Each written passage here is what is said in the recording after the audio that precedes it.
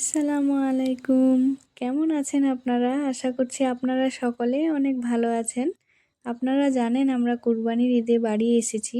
তো এই ভ্লগটি হচ্ছে বাড়ি আসার দিনের ভ্লগ। বাড়িতে পৌঁছানোর সাথে সাথে আমি যাচ্ছি ছাদে।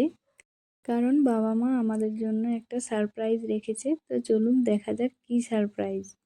গাড়িতে এতটা পথ জার্নি করার পরে আমার নাজেহাল অবস্থা হয়ে গেছে।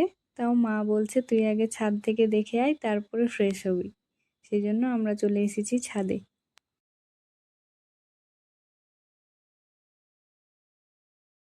আমাদের আঙিনাতে দুটো কাঁঠাল গাছ আছে, সেই গাছ দুটোতে কতগুলো কাঁঠাল ধরেছে দেখুন।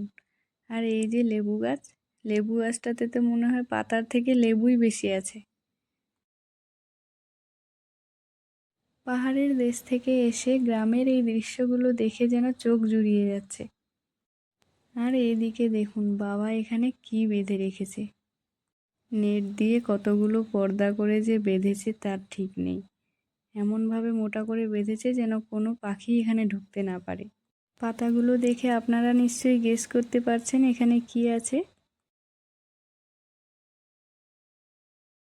এই যে দেখুন লিচি। আমাদের জন্য কতদিন ধরে যে এইগুলো বেঁধে রেখেছে। আমাদের জন্য রাখতে নিষেধ করেছিলাম, তাও দেখুন কত যত্ন করে বেঁধে রেখেছে। সত্যি মা বাবা এরকমই হয়। আমাদের জন্য রাখতে গিয়ে দেখুন কতগুলো লিচি নষ্ট হয়েছে। গাছ থেকে নিজের হাতে লিচি পেড়ে আমার বেটু তো মহা খুশি।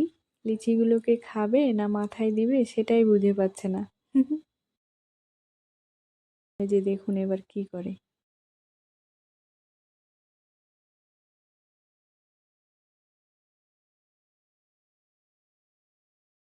ওই যে মাথায় দিচ্ছে, বললাম না বুঝতে পারছে না কি করবে।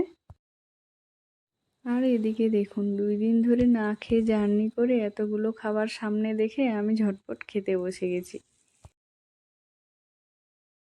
খেতে খেতে বুনুর সাথে বকবক শুরু করে দিয়েছি দেখেন।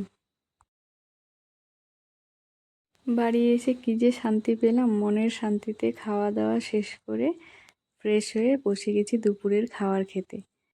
আর এইদিকে দেখুন আমার সোনামাও বসেছে আমার সাথে খেতে। তো এই হচ্ছে আজকের ভিডিওটি আপনাদের ভালো লেগে থাকলে অবশ্যই আমার চ্যানেলটি সাবস্ক্রাইব করে আমার পাশে থাকবেন।